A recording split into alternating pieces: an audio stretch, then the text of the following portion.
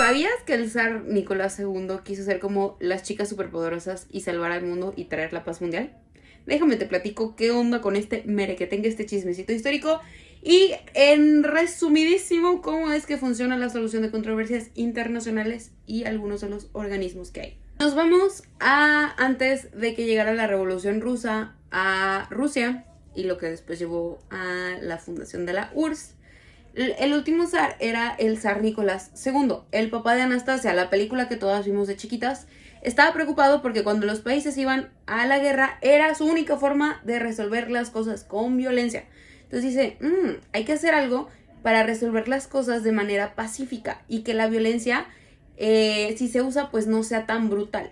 Entonces propone en 1899 en la Conferencia de La Haya la creación de la Corte Permanente de Arbitraje para que si dos países tenían un problema pudieran ir ahí y solucionarlo de manera pacífica. Y esa corte sigue viva, de hecho sigue funcionando, pero que no se confunda con la Corte Internacional de Justicia.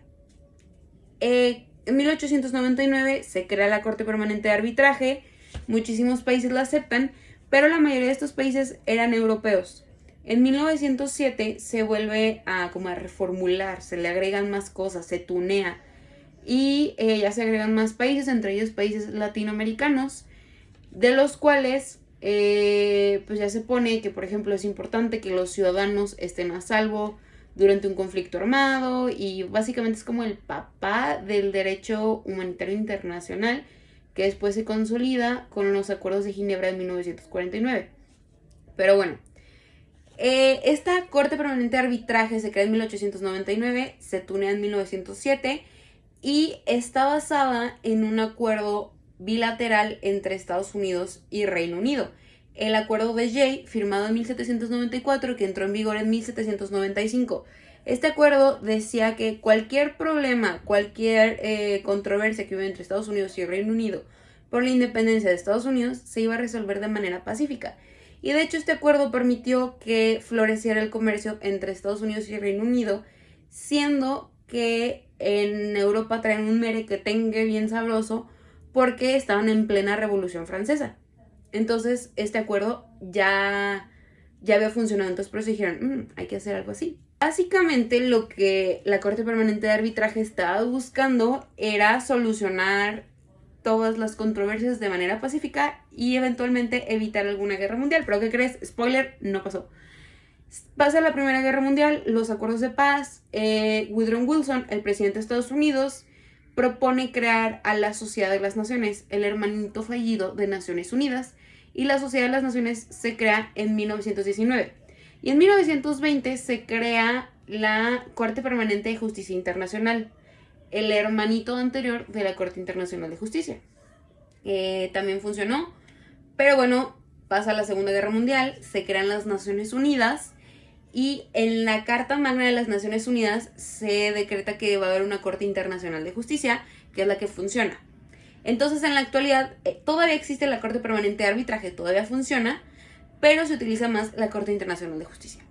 Y curiosamente están en el mismo edificio, en la ciudad de las funciones de la Corte Internacional de Justicia son vinculantes, o sea que cuando hay un fallo no se puede apelar y los países que fueron a la Corte tienen que acatar lo que la Corte Internacional dijo, pero también es consultiva, o sea que si algún organismo de Naciones Unidas tiene una duda en algo, le pueden preguntar a la Corte Internacional de Justicia y va a emitir una opinión de, mira, pues yo creo que estará bien así, talala.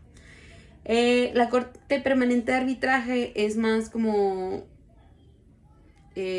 cuando los países dicen, ¿sabes qué? Queremos resolver esto, más entre nosotros, como más local, haz de cuenta. Porque uno es arbitraje, que el arbitraje es como más chiquito, por así decirlo. La Corte Internacional de Justicia es como más grande, más así. Y los temas que abarca la Corte Internacional de Justicia van desde dudas en las fronteras, la interpretación de un tratado internacional, cualquier cosa. Y cuando un país va a la Corte Internacional de Justicia, se ve qué acuerdos internacionales ha firmado ese tratado, en ese país, qué obligaciones tiene, bueno, va a depender mucho. En 1998 se empieza a gestar la idea de la Corte Penal Internacional y entra en vigor hasta 2005.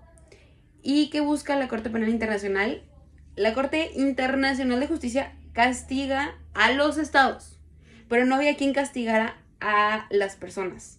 Entonces la Corte Penal Internacional eso busca, castigar a los militares, a los políticos que cometan crímenes, que fueron los crímenes que se cometieron en la Segunda Guerra Mundial, que son genocidio, crímenes de lesa humanidad, crímenes de guerra y crímenes de agresión. Entonces, como en esos 4 crímenes se está violando los derechos humanos, pues esos 4 crímenes se buscan perseguir con la Corte Penal Internacional. Por cierto, aquí hay algo muy interesante. No todos los países acataron el Estatuto de Roma, pero, si el Consejo de Seguridad de Naciones Unidas da la orden, da el visto bueno, da el check de que un país no puede, o sea, imaginemos esto, un país no acató el Estatuto de Roma, o sea, el Acuerdo Internacional de la Corte Penal Internacional, pero el Consejo de Seguridad de las Naciones Unidas acata que hay alguno de estos crímenes de guerra.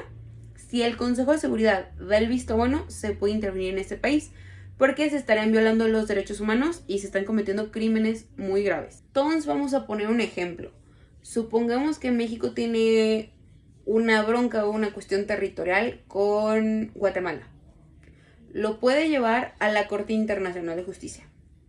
Pero supongamos después que en Guatemala hubo una bronca de crímenes de lesa humanidad. La Corte Penal Internacional perseguiría esos crímenes. Y después hubo una disputa chiquita, no tan grande, entre México y Guatemala. Esa puede ir a la Corte Permanente de Arbitraje. La Corte Permanente de Arbitraje y la Corte Internacional de Justicia trabajan de la mano, son besties, pero están separadas. Ahora, ¿qué pasa si hay una controversia entre 2 países y no lo quieren resolver de la manera jurídica? Porque ir a un tribunal o a una corte es de manera jurídica y lo quieren resolver de manera diplomática. Primero, diplomáticamente se tienen que agotar todos los recursos, o sea, todas las idas y venidas que de los diplomáticos y todo eso. Otra es todavía de manera más informal, o sea, de medio diplomático, es que las partes involucradas pongan a un tercero. Que pongan un tercero y digan, queremos que tú seas el mediador y nos escuches y nos des terapia de pareja, ¿no? Que nos digas qué show, cómo ves las cosas. Una intervencioncita. Y son la mediación, la conciliación, la investigación, la negociación, la mediación y la conciliación. La conciliación ya es un poco más formal y puede ser vinculante si las 2 partes dicen que es vinculante. Si las 2 partes están de acuerdo y un tercero dice, ok, sí. Y el arbitraje ya es algo jurídico. Entonces el arbitraje ya busca arreglos. Y bueno, hay muchas formas de solucionar las controversias. Por ejemplo, en los tratados comerciales internacionales ya viene de que, ¿sabes qué? Si hay una controversia entre empresa A y país B, se va a solucionar de esta forma. También, por ejemplo, en la OMC, no sé, la Organización Mundial del Comercio, hay espacios específicos para solucionar controversias. También hay acuerdos entre los países, por ejemplo, el Pacto de Bogotá, que por cierto en el Pacto de Bogotá se creó la Organización de Estados Americanos, que en el Pacto de Bogotá, firmado en 1948, se dice que los países de la región, o sea, los países firmantes, van a solucionar las controversias que haya entre ellos de maneras pacíficas y que van a agotar todos los recursos antes del uso de la fuerza y que van a resolver las cosas de acuerdo a la Carta de Naciones Unidas. Entonces el Pacto de Bogotá es un tratado internacional que básicamente dice que en el continente las cosas se van a hacer de forma pacífica y que si se puede y si lo consideran necesario van a ir a la Corte Internacional de Justicia.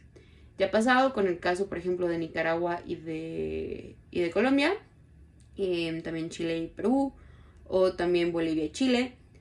Por cierto, Bolivia había firmado el tratado, lo había ratificado, pero no había aceptado la cláusula que decía la Corte Internacional, había puesto una reserva. Retira la reserva y, oh sorpresa, se van a la Corte Internacional de Justicia porque Bolivia quería ver la cuestión de la salida al mar de Chile.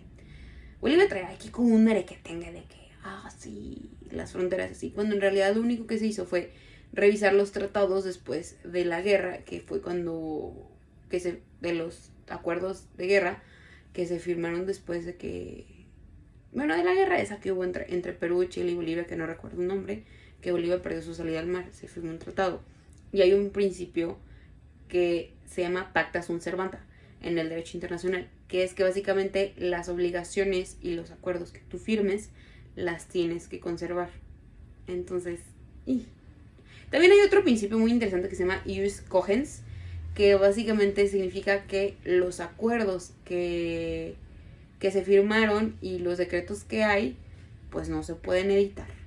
Entonces hay normas en tratados, responsabilidades que son ius cogens y pues no se puede dar para atrás. Vaya. Otros tribunales un poquito más especializados, como por ejemplo el Tribunal Europeo, donde los ciudadanos ya tienen injerencia, o el Tribunal Iberoamericano de Derechos Humanos, que se especializa en proteger los derechos humanos en el continente americano. Y olvidé mencionar otra cosa, un antecedente de la Corte Penal Internacional fueron los tribunales que se llevaron a cabo para juzgar los crímenes que se llevaron a cabo cuando se extinguió la Yugoslavia y del país de Ruanda. Y bueno, Chavisa, eso es el resumen de la solución de controversias internacionales. Sean felices. Pasen sus exámenes.